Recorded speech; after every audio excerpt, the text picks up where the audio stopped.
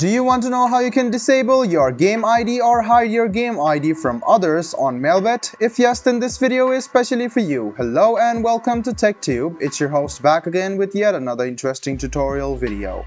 In this video, I'm going to teach you how you can hide or disable the game ID which is shown to others. So, if you want to know how you can hide it, just follow me. Go ahead and open any type of browser on your PC and then go to melbet.com or melbet.in and then log into your account. If you don't have an account yet, go ahead and register yourself.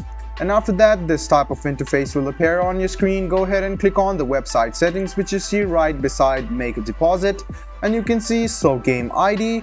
Currently your game ID will be shown to others while you make a bet. But if you want to disable it or hide it, just go ahead and unclick it and click save. And then you can hide your game ID from others. So guys, this is how you show or hide your game ID on Melbet. I hope this video was helpful for you.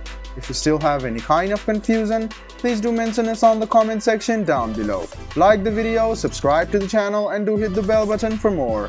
Hope to see you in the next video as well. Until then, goodbye, take care, and make sure you enjoy.